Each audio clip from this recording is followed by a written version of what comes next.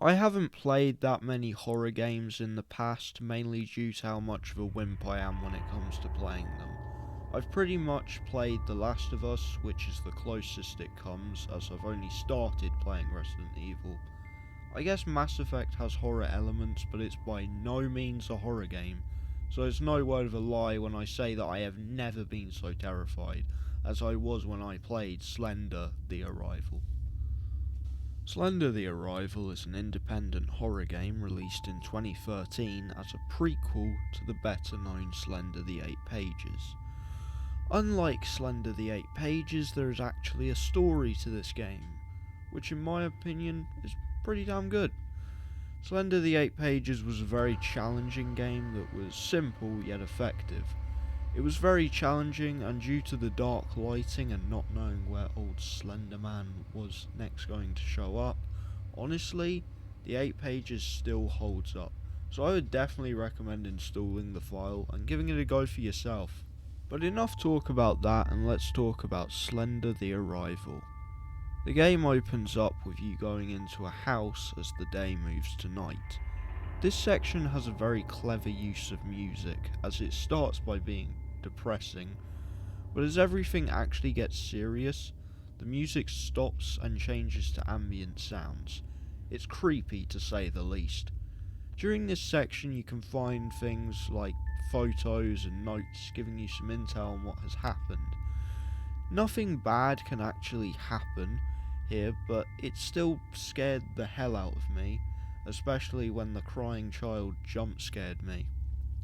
After that, it pretty much goes back to basics for Slenderman, with you having to gather 8 pages in a forest type of area.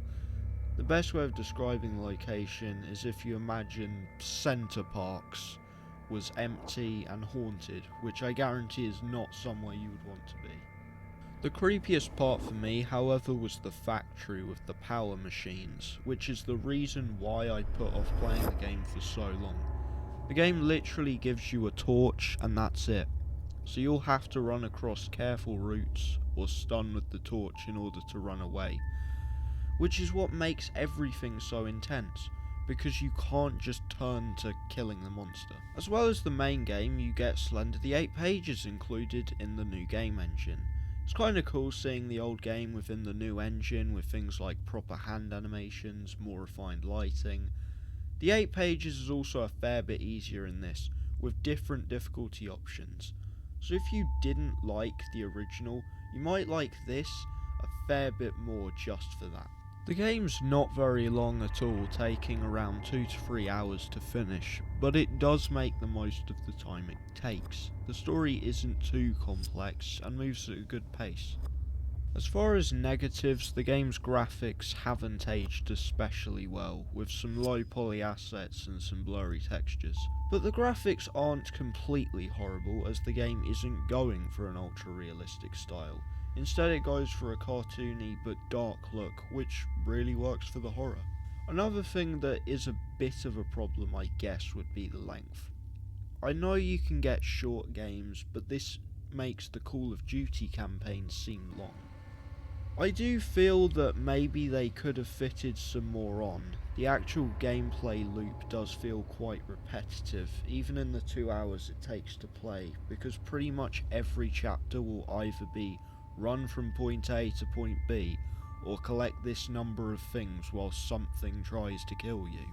I got very frustrated at times because the game starts out being creepy, but when it's the 6th time and you're starting from the beginning, you know exactly what's going to happen, and it's just annoying. The game at times doesn't make it clear enough what you have to do. For instance, when there's a flaming forest and the game gives you no hints, well then, how the hell do you expect me to know when there's literally 10 seconds before I die? I would give this game a rating of 5 out of 10. This game doesn't really do anything innovative, and it's just not as effective as the original, so I'd say it feels like an average game, but I would still take it over a lot of the AAA garbage that we get today. Overall, I would recommend giving this game a go if you're a fan of horror, and even if you're not, I still recommend trying it, as it's not all that long and you might find it's a genre that you quite like. One thing I will say is that I wish Blue Isle had made a second game to continue, as the ending left everything very open. They still could, but it's unlikely. But it was fun to play some good indie horror, as let's face it, most indie horror games nowadays just seem to be complete rubbish. I think the best way of describing it would be simple but effective. And it's a shame that Slender did die out, because I feel with another Blue Isle game, they could have fixed some of this game's shortcomings. If you liked the video, don't forget to give it a thumbs up, and if you're new to the channel and you liked what you saw, then please consider subscribing.